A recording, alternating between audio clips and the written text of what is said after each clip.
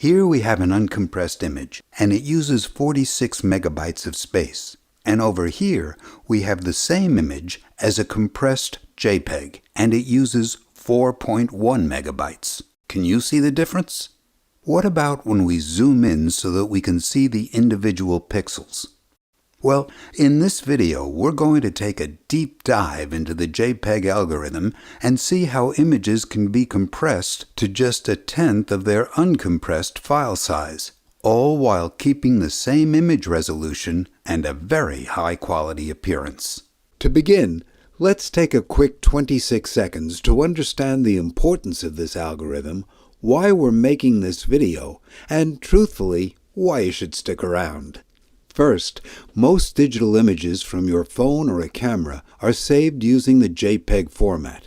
Second, I spent a couple hours on the internet recording which images were JPEG versus other formats, and found that 86% of the images were JPEGs, so essentially this algorithm is everywhere.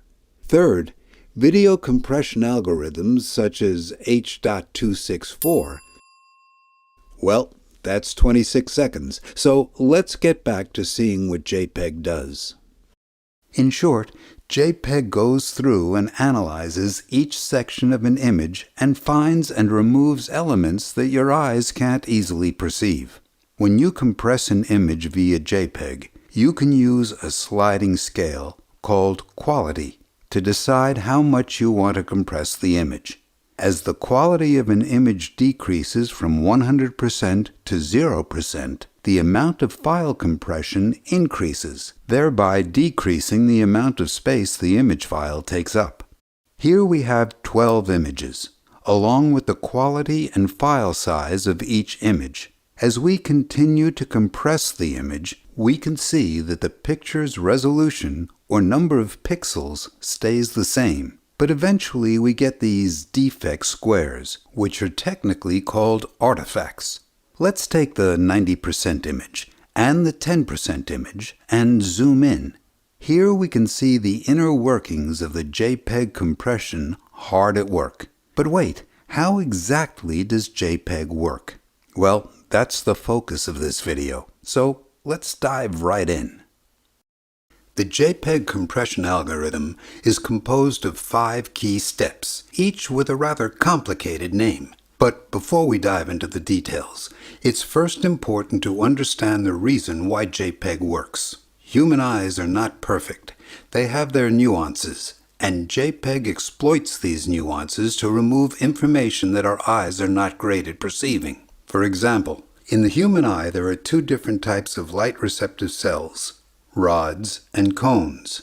Rods are not color sensitive and are critical for seeing in low light conditions, whereas cones, with their color receptors of red, green, and blue, are color sensitive.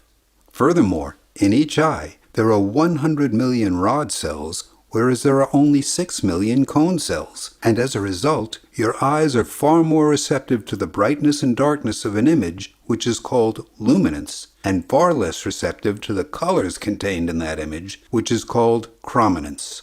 Take this image of some tulips, for example. The black and white version that shows only the luminance appears to be just as detailed as the full-colored image. However, when we look at just the color alone, or the chrominance, that same image appears significantly less detailed. So let's see how the JPEG algorithm exploits the nuance of the human eye. The first step is color space conversion. See, the original image is composed of pixels, and every pixel has a red, green, and blue component, each with a value from 0 to 255. And the combination of these 3 values of R, G, and B results in a color for a single pixel. The process of color space conversion takes these 3 R, G, and B values for every single pixel and calculates 3 new values: luminance, blue chrominance, and red chrominance, abbreviated Y, CB, and CR. This process is reversible, and no data is removed during the conversion. However, the next step, called chrominance downsampling, removes a considerable amount of data. Remember how we said that our eyes are bad at detecting color or chrominance versus brightness or luminance? Well, in downsampling, we take both the blue and red chrominance component images and divide the component images into 2 by 2 blocks of pixels. Then we calculate the average value for each block, remove the repetitive information, and shrink the image so each average value of a 4-pixel block takes up a single pixel. As a result, the information that our eyes are poor at perceiving, the red and blue chrominance component images, are shrunk to 1/4 of the original size, but the luminance remains the same. Now, with just 2 steps, the image is half the original size.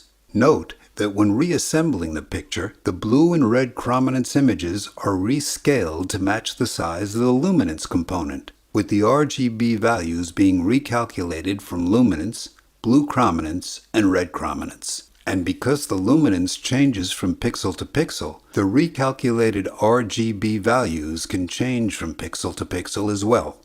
The next 2 steps are definitely a little more complicated, and they're called discrete cosine transform, or DCT, and quantization. Together, these 2 steps also remove information, but they do it by exploiting the fact that our eyes aren't good at perceiving high-frequency elements within images. What does that mean? Well, let's take a look at this picture of the woods. Our eyes are great at seeing the edge of a tree or the outline of a rock. But when it comes to focusing on and distinguishing high-frequency color data, such as single blades of grass, individual leaves in a cluster of leaves, or variations in the shadows created by the leaves of a tree, our eyes can't really pick out the details. Furthermore, most nature or landscape photography has portions of the image that are out of focus, and removing high-frequency color variation to create smoother textures is unnoticeable. So then, how does the JPEG algorithm exploit the nuance of the human eye?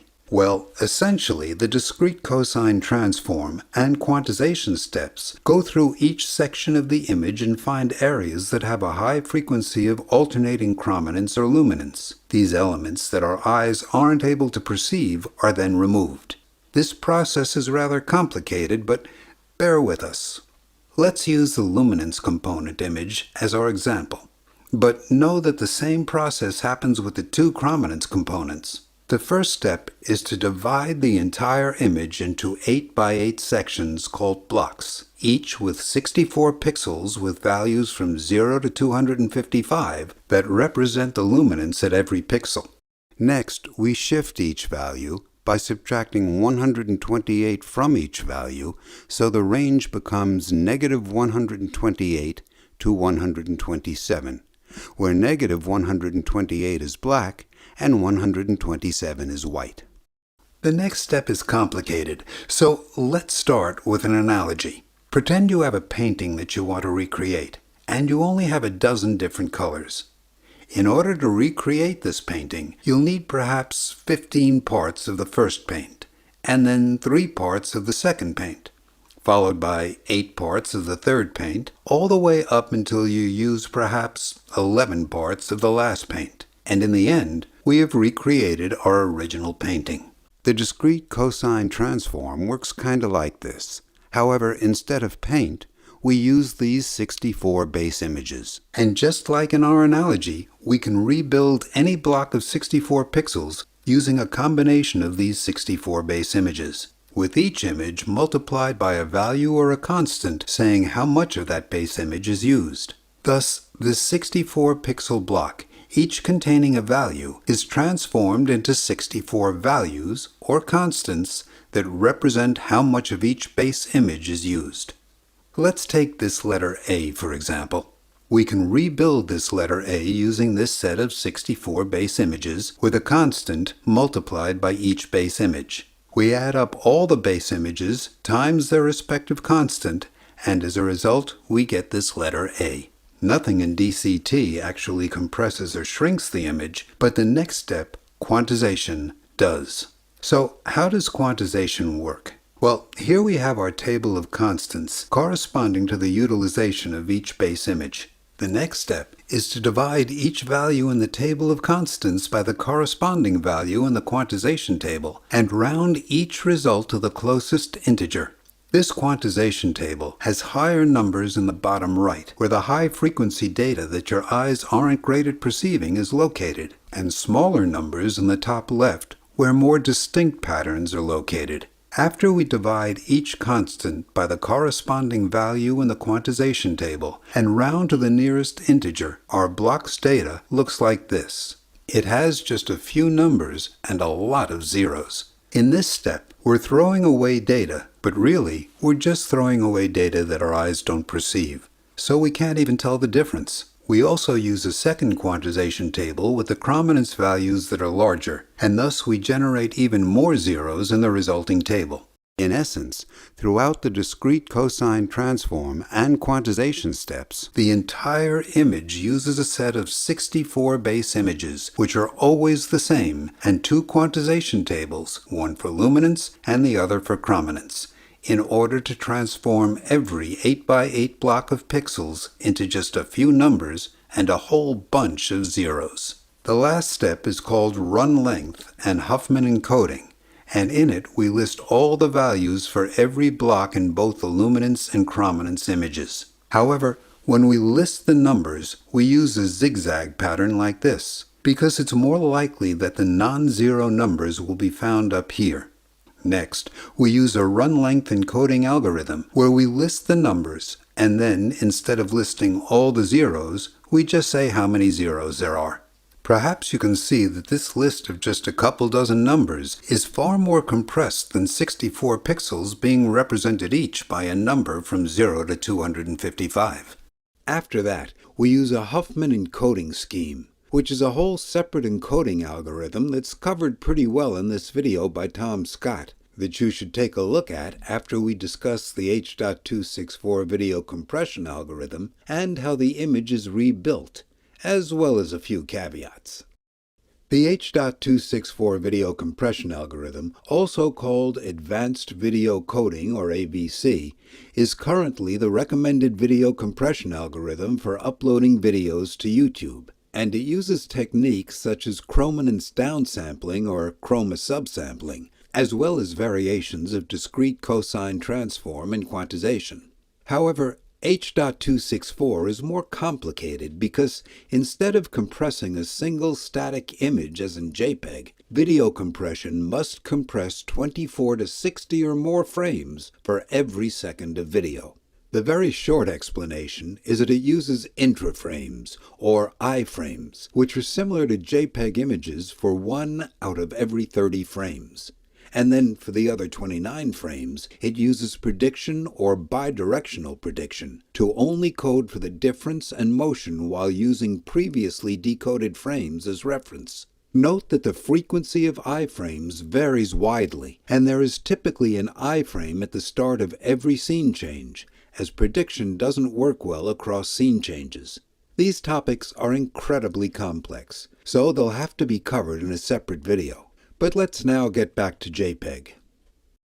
In order to rebuild the original image, we follow the reverse set of steps. First, we disassemble the run length encoding and perform Huffman decoding schemes and lay the values into our 8x8 blocks.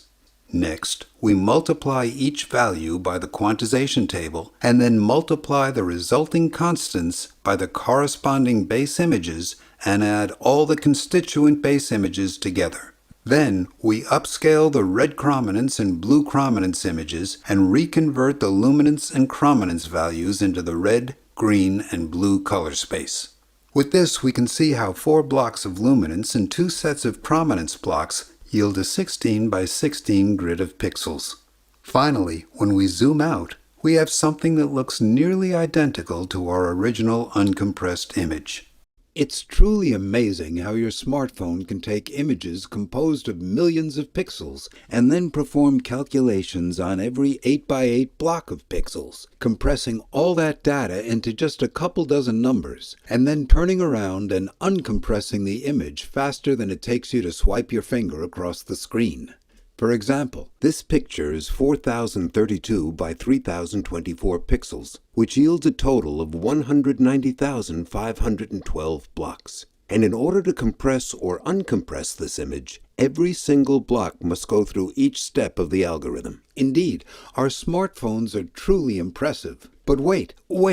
We're not yet done with this video. There are some additional notes and major shortcomings to the JPEG algorithm that we should discuss.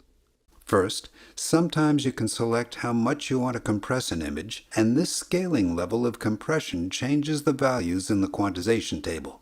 Because the algorithm divides using these quantization tables and then rounds to the nearest result, if we increase the values in the table, we will inevitably get more zeros in the resulting discrete cosine transformed and quantized block, and as a result the file will be smaller.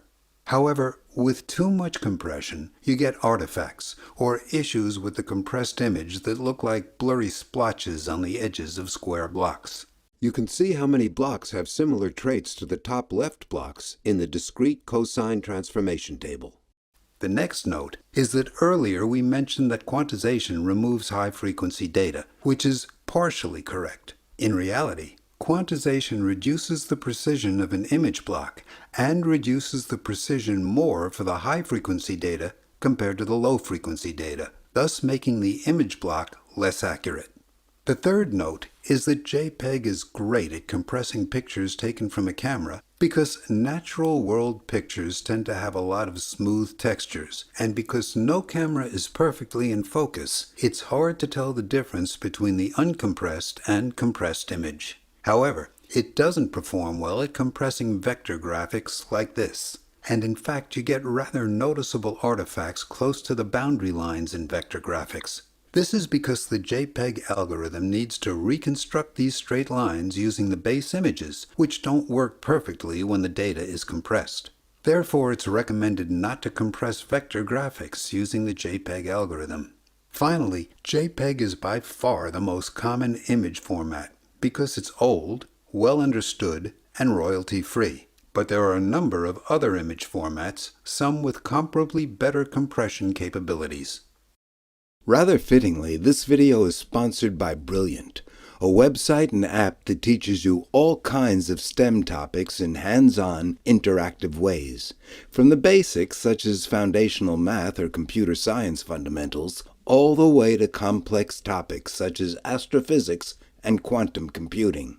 In this video, we just scratched the surface of algorithms by showing you the inside of one algorithm.